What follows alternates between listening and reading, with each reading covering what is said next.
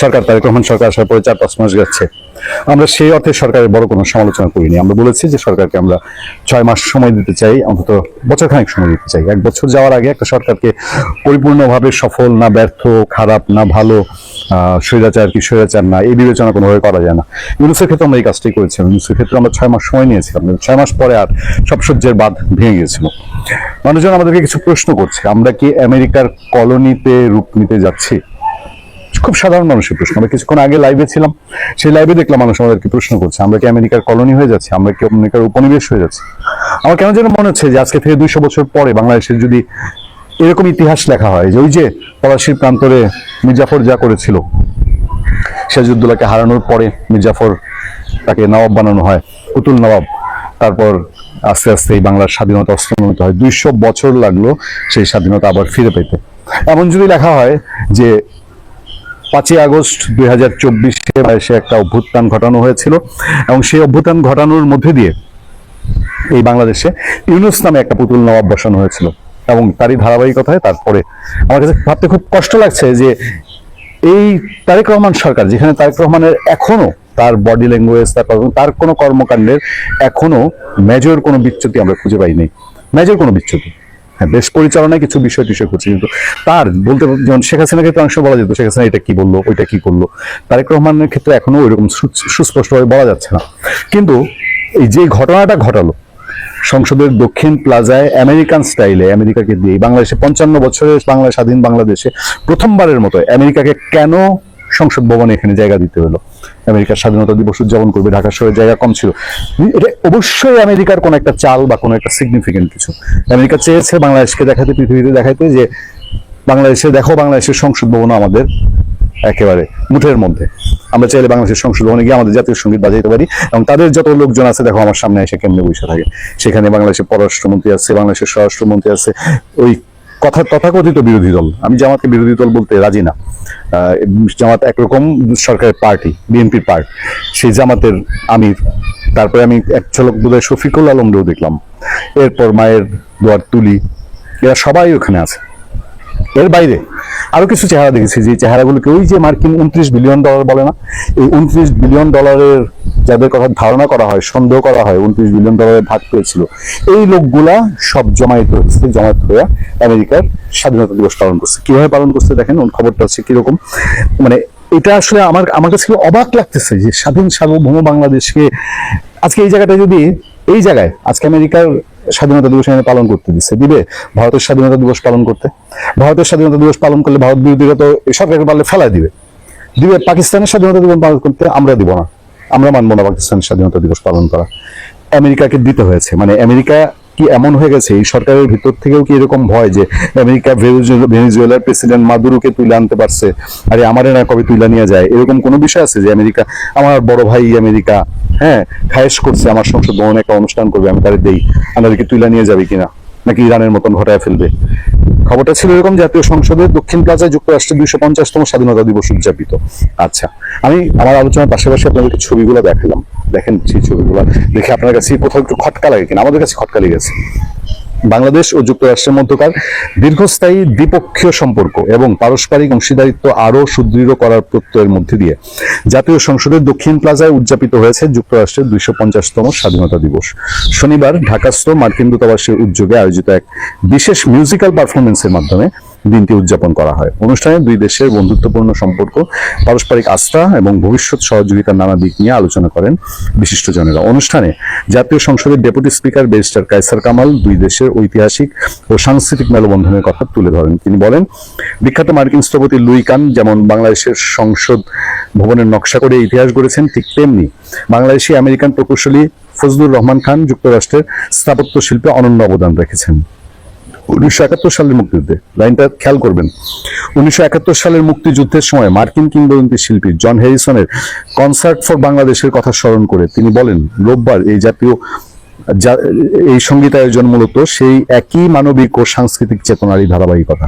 আগামী দিনে বাণিজ্য, জলবায়ু পরিবর্তন, নবায়নযোগ্য জ্বালানি, সন্ত্রাসবাদ দমন, সামুদ্রিক নিরাপত্তা এবং শিক্ষা ও প্রযুক্তিগত নানা খাতে দুই দেশের কাজ করার ব্যাপক সম্ভাবনা রয়েছে বলে তিনি আশাবাদ ব্যক্ত করেন। আমার খুব পছন্দের মানুষ ব্যারিস্টার কায়সার কামাল। আমার এলাকার মানুষ, আমার জেলার মানুষ, দীর্ঘ বছর তার সঙ্গে পরিচয়। ভাগ্যিস কায়সার ভাই বলেন নাই যে আমেরিকা আমাদের মুক্তিযুদ্ধে সহযোগিতা করছিল।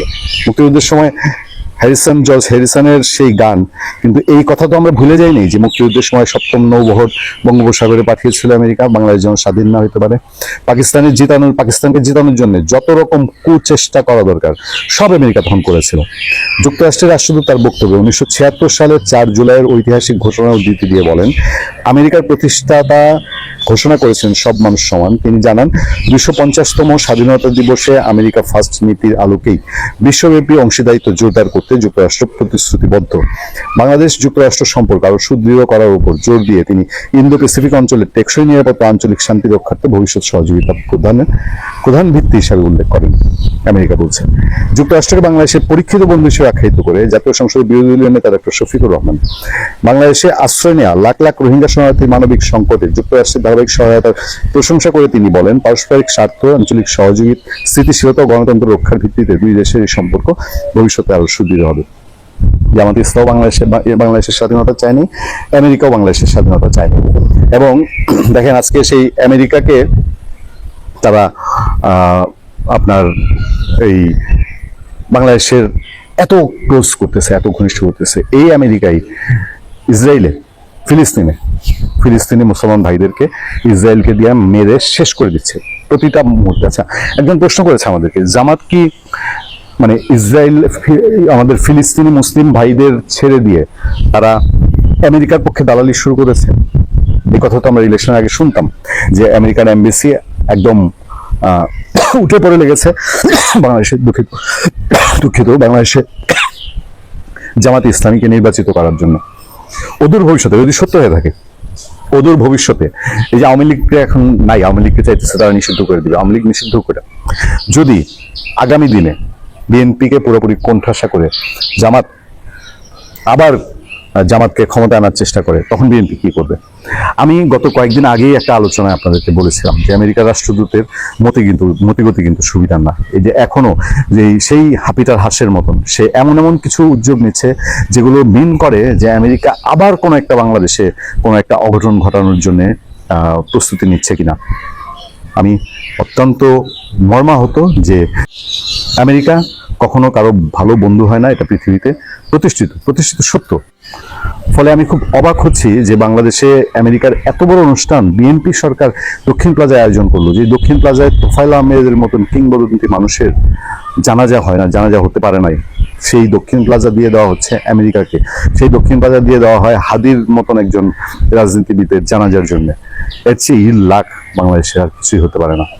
কূটনৈতিক সৌজন্যতার জায়গা থেকে বিদেশি মিশনগুলোকে বা মিশনের দায়িত্বপ্রাপ্তদের ব্যক্তিদেরকে সরকার নানা ধরনের সুযোগ সুবিধা দিতেই পারে, কিন্তু যে বহুল বিতর্কিত মার্কিন চুক্তি বা কথিত বাণিজ্য চুক্তি সম্পাদিত হয়েছে ডক্টর ইউনূসের নেতৃত্বে বা এই সরকার এগিয়ে নিয়ে যাচ্ছে, সেই চুক্তির কোথাও কি বিশেষ কোনো ক্লজের অংশ হিসেবে লেখা রয়েছে যে আমেরিকার স্বাধীনতা দিবস আমাদের জাতীয় সংসদের বিশেষ সংরক্ষিত এলাকায় উদযাপন করতে দিতে হবে?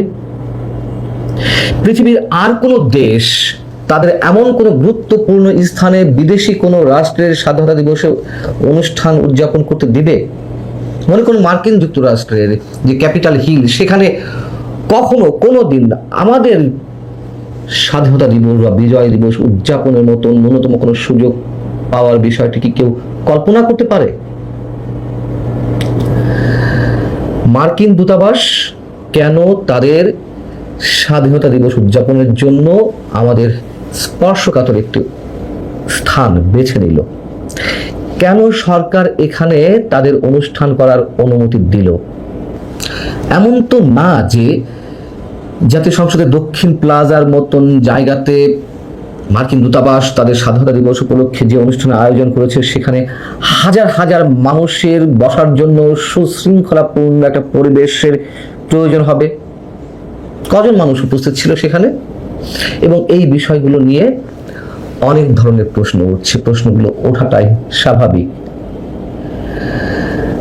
এই যে অনুষ্ঠানটি হলো সেটির জন্য খোদ মার্কিন দূতাবাস রয়েছে, বাংলাদেশে বেশ কয়েকটি 5 তারকা হোটেল রয়েছে, বাংলাদেশ চীন মৈত্রী সম্মেলন কেন্দ্র রয়েছে, যদিও সেখানে যুক্তরাষ্ট্র কোনো অনুষ্ঠান করবে কিনা প্রশ্ন সাপেক্ষ, যেহেতু চীনের সহযোগিতায় এই সম্মেলন কেন্দ্র গড়ে উঠেছে। যাই হোক, আরো অনেক স্থান তো রয়েছে সুরক্ষিত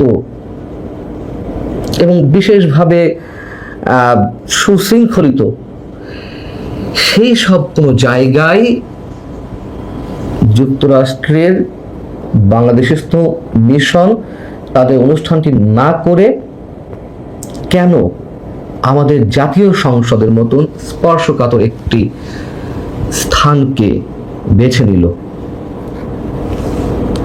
কেন যে বেছে নিল তার পিছনে নিশ্চয়ই উদ্দেশ্য রয়েছে, বিশেষ উদ্দেশ্য রয়েছে, এ কথা আমরা বলতেই পারি। বাংলাদেশে এর আগে আমাদের স্বাধীনতা 55 বছরের ইতিহাসে অন্য কোন দেশের পতাকা দিয়ে তাদের স্বাধীনতা দিবসের শুভেচ্ছা বিশেষ কোনো গোষ্ঠীর ব্যক্তি কি জানিয়েছে কখনো? কিন্তু এবার দেখলাম এসবের অনেক কিছুই হয়েছে। একটা ভয়াবহ চুক্তি, দাসত্বমূলক চুক্তি, আমাদের স্বাধীনতার সার্বভৌমত্ব হুমকিতে ফেলার মতন একটা চুক্তি নয়, এটাকে অনেকে আদেশপত্র হিসেবে অভিহিত করেন। সেই ধরনের একটি আদেশপত্র বাংলাদেশের ঘাড়ে চাপানোর পর এখন তাদের জাতীয় উৎসব উদযাপন করে মার্কিন যুক্তরাষ্ট্র, আমাদের রাষ্ট্রীয় মর্যাদার অন্যতম প্রতীক জাতীয় সংসদের সামনে। সামাজিক যোগাযোগ মাধ্যম উত্তাল এই বিষয়টি নিয়ে, এবং অনেকে যে ধরনের মন্তব্য করছেন তার কোনোটি কি অযৌক্তিক? অন্তত আমি বেশ অসংখ্য স্ট্যাটাস বা মন্তব্য থেকে কিছু বক্তব্য এক জায়গায় করেছি, আপনাদের সঙ্গে একটু তুলে ধরি।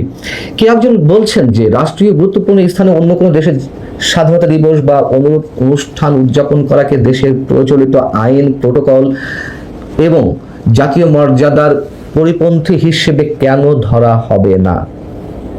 আরেকজন লিখছেন, জাতীয় সংসদ ভবন বাংলাদেশের সার্বভৌমত্ব, স্বাধীনতা ও গণতান্ত্রিক চেতনার সর্বোচ্চ রাষ্ট্রীয় প্রতীক। এই প্রাঙ্গণ কোনো বিদেশি রাষ্ট্রের আনুষ্ঠানিক উদযাপনের প্রতীকী মঞ্চ হওয়া উচিত কিনা সেই প্রশ্ন আজ দেশের মানুষের। অভিযোগটি আরেকজন লিখছেন, 55 বছরের সংসদে ভিনদেশী কারো স্বাধীনতা দিবস হয়েছে এমন নজির সরকারই সৃষ্টি করলো বর্তমান সরকার, যারা 1971 সালে আমাদের স্বাধীনতার বিরুদ্ধে সপ্তম নৌবহর পাঠালো। আজকে আমরা তাদের স্বাধীনতা দিবস পালন করছি। আরেক ভদ্রলোকের মন্তব্য, আমেরিকার পৃষ্ঠপোষকতায় ক্ষমতা পেল, তাই তাদের আজ্ঞাবহতার প্রমাণস্বরূপ কৃতজ্ঞতার এই আয়োজন। ভারতের গোলামীর স্লোগান তুলে এখন আমেরিকার দাসত্ব শৃঙ্খলে আবদ্ধ হয়েছে, এই হলো সারমর্ম। এবং এই প্রশ্নটি অনেকেরই, আমার নিজেরও। ধরুন ভারতের স্বাধীনতা দিবস যদি এমন ভাবে উদযাপিত হতো আমাদের জাতীয় সংসদের সামনে, তখন কি বলা হতো? দেশ বিক্রি হয়ে গেছে, গোলামী চুক্তি করা হয়েছে, ভারতের অঙ্গরাজ্যে পরিণত হয়েছে বাংলাদেশ সিকিমে পরিণত হয়েছে, ইত্যাদি ইত্যাদি আরো অনেক কিছু, তাই না? এবং যুক্তরাষ্ট্রের স্বাধীনতা দিবসের অনুষ্ঠানটি যেটি আমাদের জাতীয় সংসদের সামনে উদযাপিত হলো, সেখানে উপস্থিত থেকে আমাদের সংসদের deputy speaker barrister Kaiser Kamal কি বললেন, যে 1971 সালে মুক্তিযুদ্ধের সময় মার্কিন কিংবদন্তি শিল্পী জর্জ হ্যারিসন বাংলাদেশের পক্ষে কনসার্ট করেছিলেন বিশ্ব জনমত গড়ে তুলতে, কনসার্ট ফর বাংলাদেশ। এবং ওই যে অনুষ্ঠানটি আয়োজন করেছে যুক্তরাষ্ট্র তাদের স্বাধীনতা দিবসে, সেখানে যে সাংস্কৃতিক অনুষ্ঠান করা হয়েছে সেটি জর্জ হ্যারিসনের সেই সাংস্কৃতিক অনুষ্ঠানেরই ধারাবাহিকতা। কিসের সাথে কি মিলিয়ে দিল? বরং এখানে জর্জ হ্যারিসনকে অপমান করা হয়েছে, যে মহান ব্যক্তি, মহান শিল্পী আমাদের স্বাধীনতার জন্য, আমাদের মুক্তিযুদ্ধের জন্য কনসার্ট ফর বাংলাদেশ করে সারা বিশ্বে তাক লাগিয়ে দিয়েছিল, সারা বিশ্বের দৃষ্টি আকর্ষণ করেছিল, সেই জর্জ হ্যারিসনকে অপমান করা হলো যুক্তরাষ্ট্রের স্বাধীনতা দিবসের এই অনুষ্ঠানের সাথে তুলনা করে। তারপর এই যুক্তরাষ্ট্র তো 71-এ আমাদের স্বাধীনতা চায়নি, তারা সপ্তম নৌবহর পাঠিয়েছিল পাকিস্তানের পক্ষে, পাকিস্তানকে অস্ত্র দিয়েছিল। যে গণহত্যা সংঘটিত হয়েছিল সেই গণহত্যার শরিক তো এই যুক্তরাষ্ট্র। আরেকজন মহামান্য ব্যক্তিত্ব জামায়াতের আমির শফিকুর রহমান সাহেব, তিনি কি বললেন? যুক্তরাষ্ট্র আমাদের পরীক্ষিত বন্ধু। পরীক্ষা তো হয়েই গেছে। তার পরবর্তীতে 55 বছরের ইতিহাসে কি করেছে যুক্তরাষ্ট্র? হ্যাঁ, অর্থনৈতিক অংশীদার কোনো কোনো ক্ষেত্রে হয়েছে, সেটি তাদের নানান ধরনের উদ্দেশ্য হাসিল করার জন্য। তারপরেও তার মাধ্যমে যে বাংলাদেশের কোনো কাজে লাগেনি সেটি নিশ্চয়ই অস্বীকার করছি না, কিন্তু পরীক্ষিত বন্ধু এই কথা বলা হয় কিভাবে? যেহেতু প্রথমেই বলেছি যে এই মহান জাতীয় সংসদ আমাদের রাষ্ট্রীয় মর্যাদার অন্যতম জাতীয় প্রতীক, এবং রাষ্ট্রের মর্যাদা অক্ষুণ্ণ রাখার দায়িত্ব সরকারের, সেটি সাংবিধানিকভাবে একই সঙ্গে নৈতিকভাবে। সেই জায়গা থেকে আমাদের জাতীয় সংসদকে যে অবমাননাকর পর্যায়ে নিয়ে যাওয়া হলো, তার একটি ব্যাখ্যা, সেটি রাজনৈতিকভাবে হোক, কূটনৈতিক জায়গা থেকে হোক, সাংবিধানিক জায়গা থেকে হোক, তার একটি ব্যাখ্যা আমরা অবশ্যই সরকারের কাছ থেকে দাবি করতেই পারি।